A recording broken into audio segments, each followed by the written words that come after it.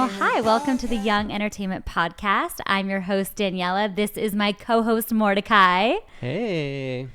And you guys, today we're so excited because we're here with an incredible talent who not only has a magenta room that we're obsessed with, but has so many incredible credits and both experience on film and television and on stage. It's Angus O'Brien. And let's just give you a little preview, although I'm sure you guys already know exactly who he is. So you've seen him on Hightown, Night Sky, The Path, and now Netflix's upcoming series, Boots. So exciting. So thank you so much for joining us. We're excited to chat with you. Thanks so much for having me. I'm so happy to be here. Yeah. And okay, I know we talked about this off camera, but tell us about your room, the hot pink, the magenta. We're loving it. Okay, so it kind of ties into the experience of filming Boots, because when I got back from New Orleans where we shot, I just came back to my room and I felt like I needed some New Orleans color in my life after being down there. All of a sudden I came back to my bedroom in New York and it just felt too plain. Yeah. So, and it was winter and I needed a project, so I threw some color on the walls and I haven't looked back since. Yeah, you can't go wrong with that color either. It's the best. Yeah. Amazing. Okay, so let's jump into it. So our first segment that we always do is called Hot Mess Obsessed. So basically, it's just anything in entertainment that you're hot mess obsessed over. So it could be like a book you've been reading, maybe an old movie that you've been watching, or a TV series that you're binging. What are you like hot mess obsessed with right now? Okay, I have two things that I'm hot mess obsessed with currently. Okay. One, movie-wise, I just saw One Battle After Another, the new Paul Thomas Anderson movie. Okay. So good. So good. He's like my favorite filmmaker, and it's been a long time since I've seen a 3-hour movie that feels like an hour and a half movie. Yeah. It was so fast-paced and fun and amazing. And then right now, I'm reading the Red Rising series, which is like a sci-fi. It's kind of like Game of Thrones in space, and I'm on the second to last book in the series, and I'm obsessed with it currently. Ooh, I love. Okay, wait, Mordechai, have you read or watched any of what he just mentioned? No, but I want to see the first one. I forgot the name. What was it called? The movie that just came out? One Battle After Another. Yeah, One Battle After Another with Leo, right? He's in that? Yeah. Okay. Yeah, and there's this new fairly up and coming young actor named Chase Infinity who plays his daughter in the movie, and it's so cool when you see a new face in a big movie like that, and she just absolutely killed it. So it was really fun. Oh my yeah, God, I want to so check exciting. that out. Yeah. Okay. And what have you been watching or obsessed with? Right now I'm kind of binging Stranger Things to get myself ready for the new season. So that's where I'm at. Yeah, I'm on season 4. I just started season 4. Okay, so this is your first watch? No. It's like my 3rd or 4th already, but I'm obsessed about it. So I'm like really excited about the new season. So I like kind of have to rewatch it. So for sure, it's the end of an era. I know, it's crazy. Yeah. Okay, so I love that because I'm kind of doing the same but different. Now that we know how The Summer I Turned Pretty ends, I'm rewatching from the beginning just so I can, nice. Watch, I gotta, now that there's gonna be even more Easter eggs. So I'm excited to just take it all in, I guess, from a different perspective now. So, okay, Angus, are you a Summer I Turned Pretty fan? I haven't watched it yet, but I've been wanting to because a lot of my friends are obsessing over it. And I love, I kind of want to wait until it's over because I love binging. Yes. So I think once it's done, I'll probably blast through it in 2 days. Okay, well, it's officially over, so you can binge now. Oh, it's over? Yes. Okay. I'm going to start then. It's so worth it. I'm with you too. I've started this new thing where I'm waiting for the full amount of episodes to be released, at least in a season, because I want to know what happens next. And I just can't, it lives in my head rent free, right? If it's you have to wait till the next week. So, yeah, you're going to have to let us know what you think. And if you're Team Conrad, Team Jeremiah. Okay. Yeah. Okay. So, another fun thing we like to do with our guests. So do you know the concept 6 degrees of Kevin Bacon? Is that when any one person is 6 degrees away from... Exactly. Okay, but from knowing Kevin Bacon or from just like being connected. So it's basically just the Okay. concept. It's kind of like in life, like, okay, any one of us are probably 6 degrees or less like connected to each other. And so what we like to do on our show is 6 degrees of Zac Efron. So what Mordechai has done is he's gone on the back end and done his homework and researched to see like, okay, how are you, Angus, 6 degrees or less away from Zac Efron? So Mordecai already knows. He's already done the homework. So before he tells you his 6 degrees that he found, do you want to take a guess at what yours would be? Truly have no idea how we could be connected. um, Zac Efron. Okay, first thing that comes to mind is High School Musical. Baywatch. I'm having no That's okay. brain That's connections right okay. now. That's okay. We went with Miles. We went with Miles Heizer from your show, and Okay, yeah. he was in Love, Simon with Josh Duhamel, Uh, and who was in New Year's Eve was Zac Efron. my God. So it's That's like The three. entertainment 3 degrees. industry, everyone's connected. Totally. Exactly. That's like 3 or 4 degrees right there. So pretty much you're almost besties with Zach. I love that. Exactly. Amazing. Okay, so let's dive into some of the fun questions. So a lot of the questions, or not most of them, but a good amount, we like to approach from like a masterclass standpoint. We have a lot of aspiring actors and actresses that watch our content and they just love to know, especially learning from people like you, right? Who they're huge fans of. And so we like to bridge that gap and give them a behind the scenes peek at the industry. So the next few questions will be masterclass moments. So just basically from the perspective of what it's like to be an actor in this industry. So what's it like auditioning for a Netflix show? A lot of our audience is enamored by the fact that you can audition for a Netflix show and that possibility of the dream is very much alive. So what was that like auditioning for a Netflix show?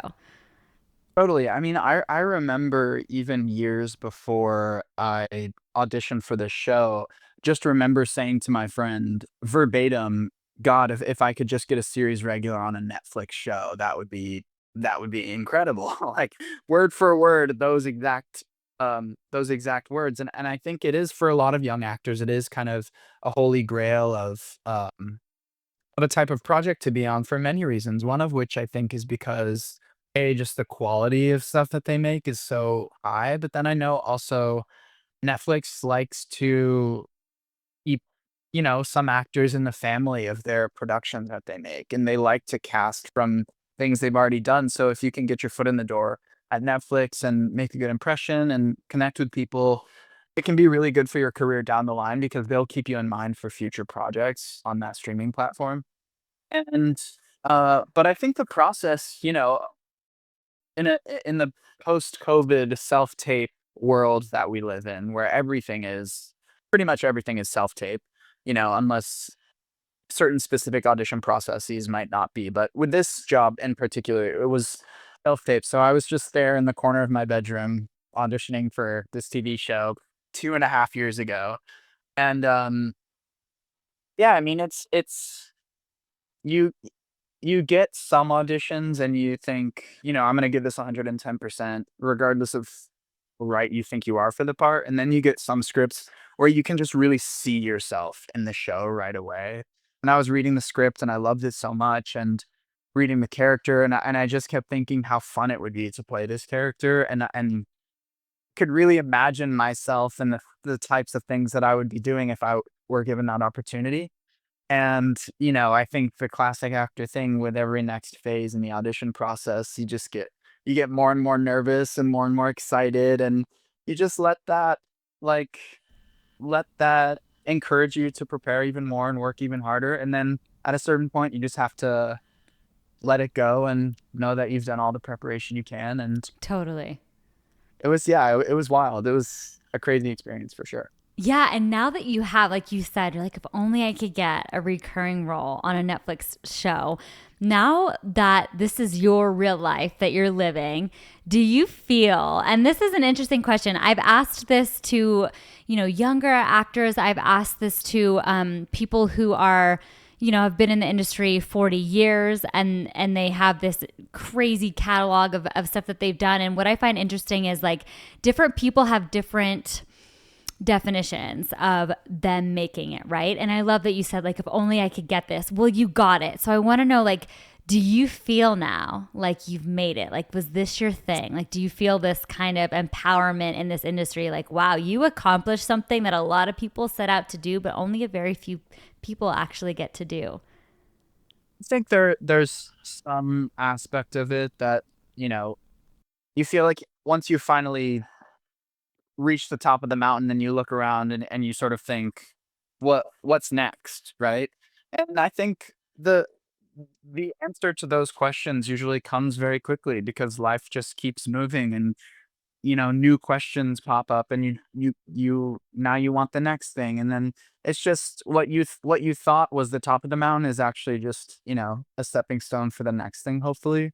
I feel like for me with this show, I mean, it has been a dream come true in the career sense, but I also just feel like in my life right now, both because of and separate from the career stuff, I just feel very and at peace in general. And I feel like that is what I consider having made it, is just like my day to day is not nearly as stressful, and Yeah. And it that's just a feels a little win. bit more solid. Yeah. Totally. I love that. Yeah. Okay. And you deserve all of that. And that's amazing to hear. Because especially in this industry, it can be go, go, go nonstop. It feels like everything is out of control. So it's so great that you have that peace and you're so grounded, and we're so excited for the show and everything that's going to come with it. So that leads me to my next question. If you could give actors one tip, and I know this is a loaded question, but if you could give actors one tip, one concise maybe action item that they could do to work towards getting on a Netflix show, what would that one tip be? For me, I mean, I would just say the more you do it, the better you'll become at it. Yeah. So find whatever opportunities you can to get in front of a camera or to get on stage, no matter who it's for, and just keep practicing. Even just for me in these last few weeks, having a few auditions, I find in the periods of time where there's more auditions from week to week, I feel myself, they get better over time, because you hit a stride and you feel a little bit more warmed up. So I think the more you can keep yourself warm so that when the opportunity comes along, you're ready for it. That's what I would say Yeah, to do. totally. 100%. And in this industry, I feel like it's a lot about momentum. Like you're saying, like get on the stage and do what you love, and it's going to happen for you because you never know like when that audition's going to come, when the right agent's going to come into your life. You just got to do it, and then you don't have to be perfect at it. You just got to, the more you do, the better you'll get. And so I think that's great advice.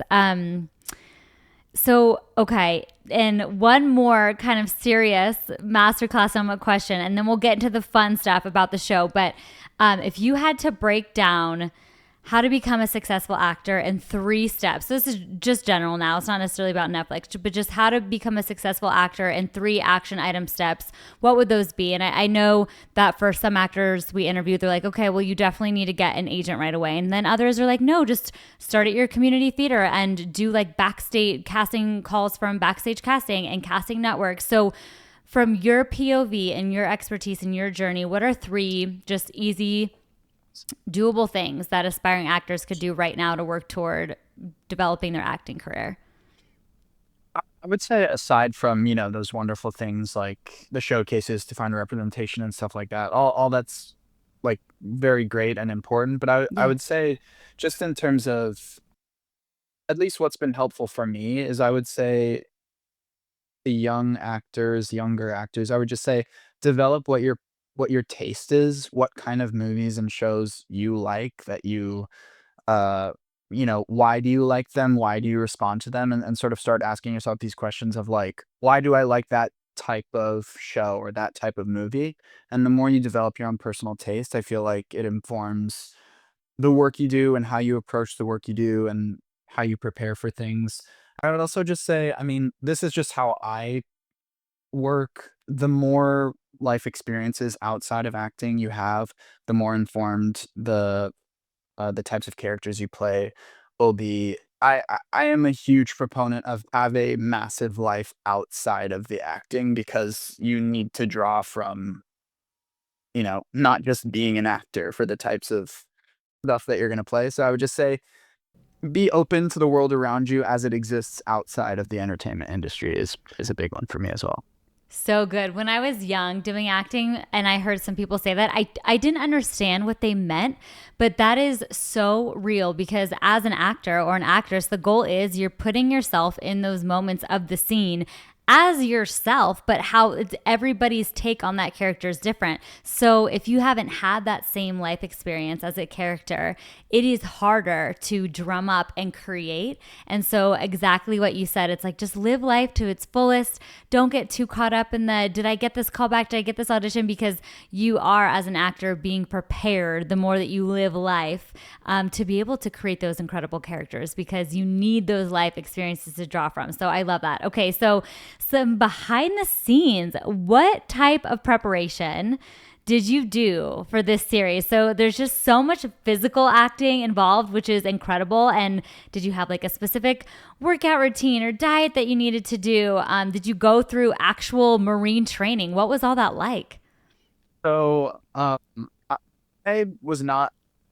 Don't get too caught up in the training and the diet in this particular um show. I think for me, I was more interested in hearing the firsthand accounts from our military advisors that we had on the show, and they're also the guys who trained us. We went through basically a mini kind of boot camp before the camera started rolling, just to teach us about drilling, and they taught us basically for each episode they broke down exactly the types of things we would need to know, and they would tell us about their experience in the military. Those types of personal anecdotes for me were the most invaluable because I think, you know, if you don't know, if you haven't served in the military or you don't know anyone who served in the military, you can have a lot of options about what it's like, but until you actually hear the stories of the people who are in the military, it's a lot different than you might expect it to be. And there's, it is very rigid and very structured, but even those guys, you find times to mess around and sneak off. And it's not to say there's nothing, you know, they were messing around just as much as we were on set. It's Yeah. not all super rigid. Totally. That is so crazy cool that you had to draw from those authentic experiences and have those advisors. What a epic experience, I'm sure. And They am were I the nicest guys, the coolest guys, oh, just so incredible. That's oh, that's amazing. so fun. Yeah. Yeah. Yeah.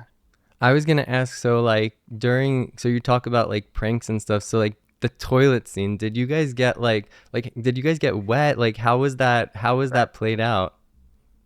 Yeah, we did get wet for sure. We did get wet. That was one of my favorite scenes, and that whole episode is one of my favorite moments in the whole season. Is it is just very against the backdrop of how structured and intense everything is. There needs to be some outlet for you know fooling around, and I feel like that moment really encapsulates that. And we were having so much fun when we were doing it. I was It having was fun just such watching a it. Yeah, chaotic and chaotic moment. for sure. And then what was it like getting into like camouflage gear? And did your like you and your fellow actors ever like get like lost with like who was wearing what because it's like so it's all the same? Yeah, that's a good question. The interesting thing about that, not just with the uniforms, but also when we all got our hair shaved off, so we were all completely shaved down to a zero. One of our first days of shooting was the scene that we're getting our hair buzzed off, and everyone having that same hair and the same uniform, it does something psychologically, all of your not all, but a lot of your individuality is stripped in that moment, which I think is intentional, right? They want everyone to be starting from the same place, and it really does build this kind of platoon mentality. You feel like a uniformity and you feel like a brotherhood with the boys in your platoon. And I think that comes from a place of like just physically we all feel so similar right now. And I think that the uniforms and the camouflage and the hair, like that all contributes to that feeling for sure.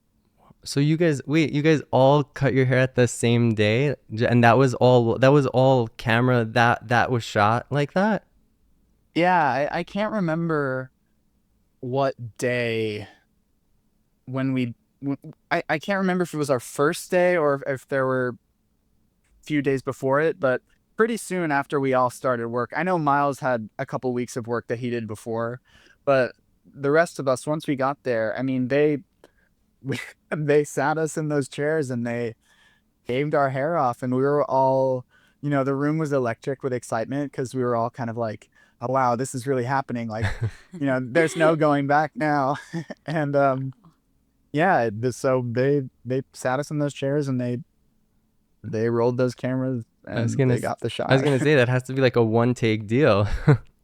Yeah, yeah. I mean, the way that it plays out, I think one of the things that's cool about that part in the show is it is very chaotic when you get to boot camp. It's all very people telling you stand here, go there, put your things there, go over here, and a part of that process is taking you to get your haircut. And so it all felt very ace. And so I think there were so many of us that they could kind of montage and piece together all these bits of hair flying off, and so I think the montage of it works well with the chaos of what's.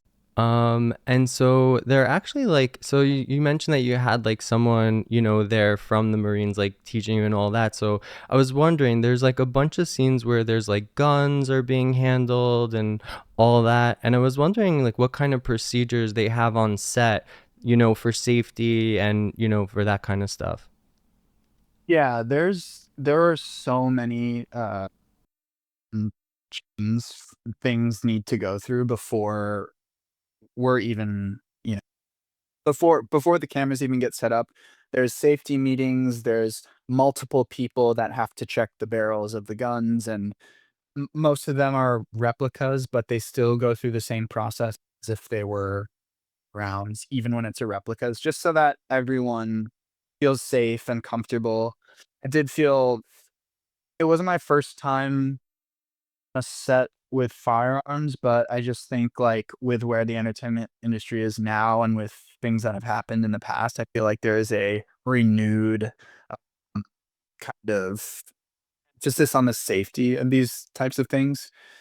And I think as a cast, we were all very, you could all feel that they were really wanting us to feel comfortable. And Yeah, I'm sure that's important too. Like, your job is to be the creative one and just let loose and be fully in the moment. And so I'm sure those safety measures allowed you to do so, which is quite incredible. So, did you get to work with a real snake? And if so, what was it like working with an animal that's so unpredictable and low key, let's be real, a little scary? I did get to work with a real snake, and I was so I guess going into it, I felt very neutral about. I don't have a particular fear of snakes necessarily, but Yeah. I've also never had a pet snake by any means. I was sort of just curious as to how I would feel working with a real snake, but it was so surprisingly docile. It was this Really? cute little milk snake, gorgeous kind of black, orange, white patterns. And the more they let me meet the snake that I was going to be acting with, the day before we ended up shooting that part, and it was just so sweet. And I actually did feel a little bit of a connection to the little critter. Oh, that's Yeah. so cute. I love that. Did they give you okay, so I was watching this new Netflix show last night and I can't remember what it was called, but I'm like, why is no one talking about this show? It's like a bunch of actors and influencers, or I should say like public figures. So it was like a mix of different well-known people and they put them in these challenges and they have to work together. But on one of the challenges last night, they put a giant snake, like I think it was a python, wrapped around one of the guys, and they didn't tell him that they were going to do that. And I was thinking, like, in the moment, right, the snake handler comes out, puts the snake on this public figure person, they're tripping out, and I'm wondering, like, okay, do these handlers know that these snakes are not going to like hurt the person in some way? Because at the end of the day, like, animals are animals. I'm sure the different like type of snake matters, but and it sounds like I'm the same way. I'm obsessed with animals. So honestly, if you brought me a snake, I'd probably be like, "Oh, you're so cute. I low key love you." But was there any of that, like, did they give you a bunch of prep, or how did that go down, like, ahead of time? I think with this particular instance, there were two milk snakes in the container that they had, and Okay. they both looked about the same, and they were quite, they were like you could hold it in your hand, just kind of coiled around Okay. your fingers. So it felt wasn't in danger of being constricted by that particular snake. And Okay. they told me these ones don't bite, so I wasn't Okay. I wasn't concerned about that. But yeah, I Yeah. would imagine that they, based on the project and what the scene called for, there would probably be more intense levels of keeping an eye on things. But this Yeah. was a very chill snake, relatively. Totally. I love that. That's what I wanted to know. If they tell you, like, this one doesn't bite, which is nice to know that, right? Those are the words you want to hear ahead of Yeah, time. yeah, yeah, exactly. I love it. So, was there anything funny to happen off camera, whether it was just like a random behind the scenes moment or maybe something that happened in between takes? Your character's just so funny, and we can only imagine there was so much fun, like you said earlier, like messing around in between takes while you're on set. Yeah, I Miles and I became very close over the process of filming this, and he's now one of my absolute best friends in the entire world. And it's the first time, I've made really close friendships with people on shows before, but this was this was the first time where it was befriending someone that transcended work friend and went into just like proper bestie territory. And so it did feel so fun to show up to work every day and know that like your best friend's gonna be there and just like always make each other laugh. Yeah, I think there were so many antics like across the entire cast. It was I think more than anything, like the conditions were it was quite hot in New Orleans in the summer, and we were wearing those uniforms, and the days were long. And I think unlike a lot of TV shows where, like, let's say for the schedule of the week, you show up to film your scenes on a Tuesday, maybe you have a day off, you come back Thursday, film some more scenes. With this show, we were all there every day, basically, because, the whole platoon is pretty much in scene, that even if it focuses on two people, the rest of the platoon has to be there in the background doing whatever we're doing. And so I think that just made us get very close very quickly because we're all spending the entire time with each other. And I think we all the days that it was very hot and very intense, we did like lean on each other for support, whether it was like making a joke or, you know, Yeah. a word of affirmation or two. Oh, we need that. I love a good word of Yeah. affirmation. Who was the encouraging one on set? Encouraging one. I want to say honestly, I might be the encouraging one. I have to say, I might be the encouraging one of all the boys. I'd say Liam's encouraging. Dom. Oh, Yeah, that's we all nice. had moments of kind of showing up for each other. Like when one person was having a rough day, the other Yeah. person would pick up the slack, and Oh, we all showed up for each other in that way. I I love was gonna that. I was gonna Yeah. ask what's it called? You brought up Miles. I was wondering if there's anything cuz he's like, been he's like a seasoned actor right by now. If there's anything like you picked up acting wise from working with him. I think watching the show, it was or watching the show, but then also just like watching set day to day when we were at work. There is a there's a level of professionalism, I think, that being number one on the call sheet calls for. There's a level of, people look to you to kind of read the vibe of a situation when you are the star of a show. And one of the things that admire about Miles so much is he really carried that mm, responsibility with so much grace and so much mm, just poise, and it inspired me. It sort of it made me realize that, if I were ever lucky enough to be in that position, I would want to be like he was. I would want to be someone that people look to and feel comforted by his presence on set and feel comforted by how prepared he is. And I think, yeah, I learned from him how helpful it is when the captain of the ship knows what they're doing. you know? Yeah. Totally. That's good. And how fun that you guys are besties now and me to be able to like make those lifelong friendships on set. Do you have like a go-to crafty order that you would get on Ooh, set? yeah. I mean, it was cold brew all day, every day, like Yeah. throughout the day, just nonstop. And the food in New Orleans was so good. It's the best. The catering situation that we had with Crafty, it was like all the best parts about that Southern cooking, but then also completely random other every day was a different sort of genre of food. It was truly we were spoiled rotten with the food situation for I love sure. it. I've only been to New Orleans once, and that's the number one thing I remember was the food was so good. It was like every meal, I'm like, this is the best meal of my life. Okay, cool. Let's do a little rapid fire. So just whatever comes to mind, no right or wrong, just whatever your gut tells you. Okay, so rapid fire masterclass moments. How to cry on cue. Um, just believe in the present circumstances of the scene. Love you couldn't have said it better. So good. How to get an agent. Ooh, I would say showcases. Yes. Okay. Really quick too. How can somebody find a showcase, like a local showcase near them that they could attend? So a lot of for me, I went to NYU, and a lot of the studios, whether they were through NYU or the studios, there are various acting studios around the city that you can join in a program.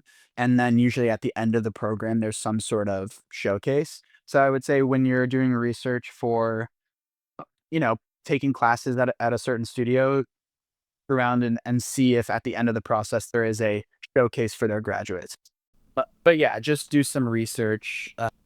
If at the end of a class, if there is a showcase at the end of the process, because that can be two birds with one stone. You're taking classes also with the knowledge that at the Yeah. end of it there's going to be an opportunity.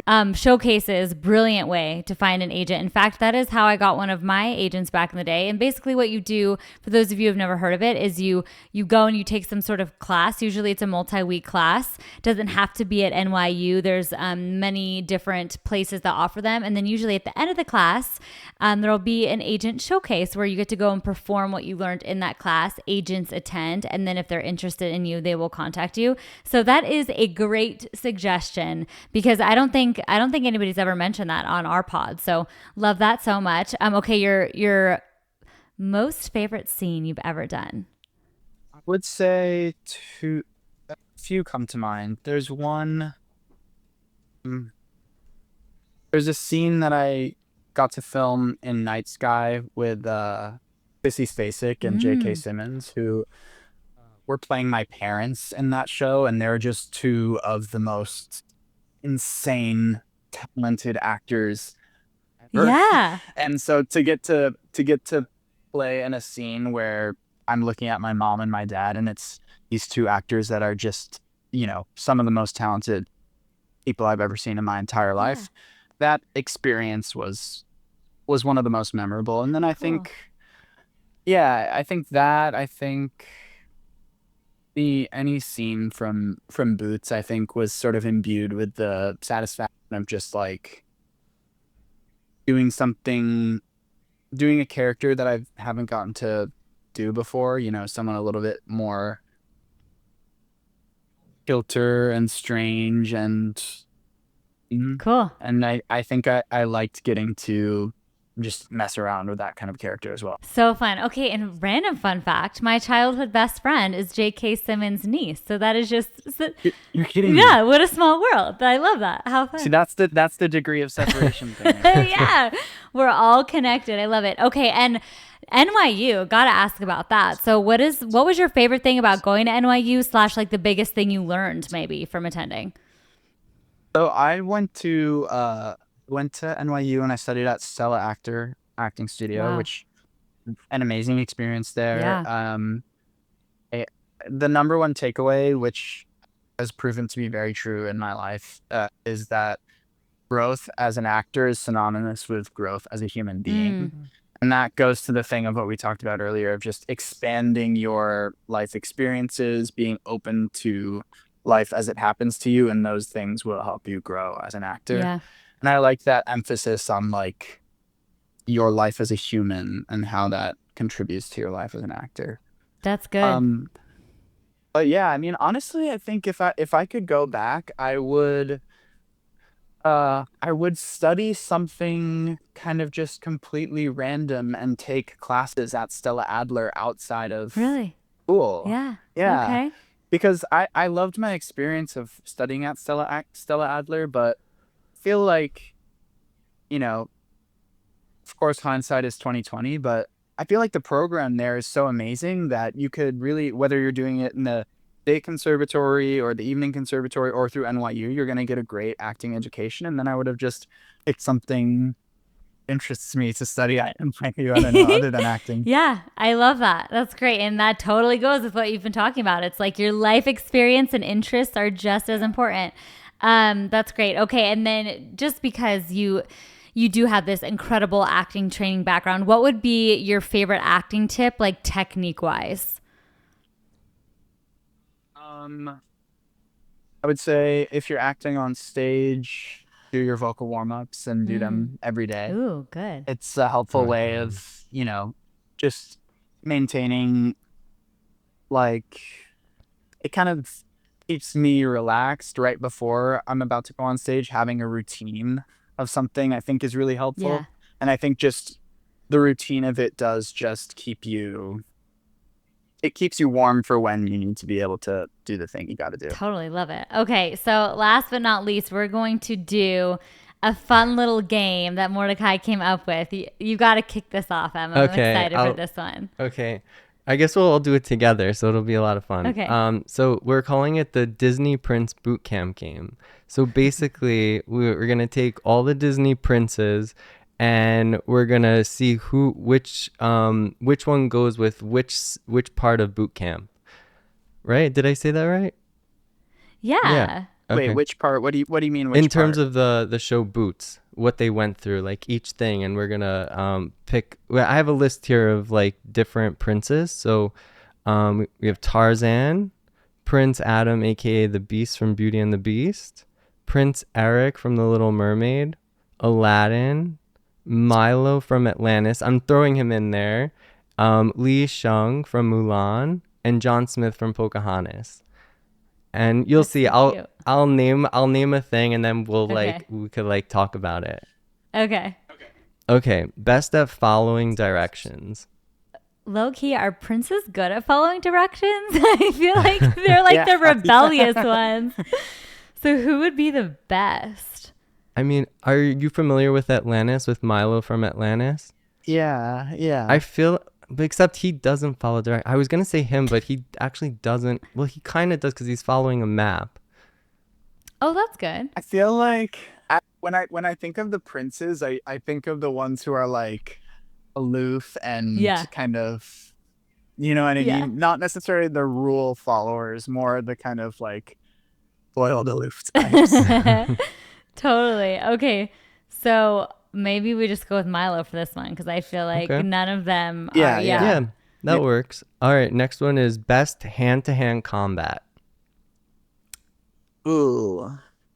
I'm going to say the prince from Mulan, I would say. Yeah. That's Totally. I'm thinking of the training montage, and I think like that fits. totally. Love it. Best at water survival. Prince Eric. I mean, might that not be, yeah, Prince Eric? Yeah. There you go. Under the I was gonna sea. go with that. Yeah. Love it. Okay. Next is best at hitting the target. See, I'm immediately going to Brave. Wait, is Brave Disney or It is Disney. Brave is Disney, It's right? Pixar though, so it's like it is Disney. I never like she is considered a Disney princess, but I never like really consider her a Disney princess because she's Pixar, but Right. she is. I'm picturing her because she has the bow and arrow, right? Yeah, I mean that's a good one. Yeah. I was thinking of John Smith, but Both are winners. yeah. Okay. Next is best at climbing the rope. Ooh, Tarzan. Swinging from tree to tree on ropes, right? There you go. I was thinking that. I was also thinking the Beast because at the end, doesn't he like climb on the castle at the end when he's wow. Wait, getting away from Gaston? Yeah, Yeah. that's funny. totally. And the last one is more like just like a fun one, the best prankster. I'm gonna be honest. I'm lacking on my Disney prince knowledge. I know all the princesses, but I sort of am forgetting about the princes. We love the princesses. I don't blame you. Okay, I'm low key going with Aladdin because he has a magic carpet. I feel like that's Yeah, that'd be good for pranks. pranker He's behavior. Yeah, and for sure. He has the genie with him, right? So like, And he always trying to trick the genie. yeah. So I think that works. That's funny. Oh, I love it. I know. If it was like princesses, I feel like we could have sat here for hours because there's Exactly. right. There's so many. Amazing. Okay. Well, anything else you want to share with our audience or anything you want to share? I mean, obviously we're so excited for Boots. It's going to be an absolute hit. Anything else you have like coming up that you want to share or even just a message you want to leave with the audience? Nothing particular comes to mind. I would just say, thank you both so much for having me. And to anyone who watches the show, I hope you enjoy Boots. And thank you so much for watching it. Oh my God, yeah. They're going to be obsessed. Okay, so tell everybody, please, where they can follow you on socials to watch your journey. My Instagram is my first and last name, Angus O'Brien _. And that is the only socials I have right now. So me there if you want. And yeah. Amazing. Yeah. Run his socials, follow his journey, catch all the BTS. And this is obviously just the beginning for him. So very exciting. So happy to have you on. Thank you so much for joining us today. And for anybody that is watching the podcast or listening, don't forget to subscribe, whether that's on YouTube or follow on whatever channel you're listening to us on. Thanks again for being here. And this has been the Young Entertainment Podcast.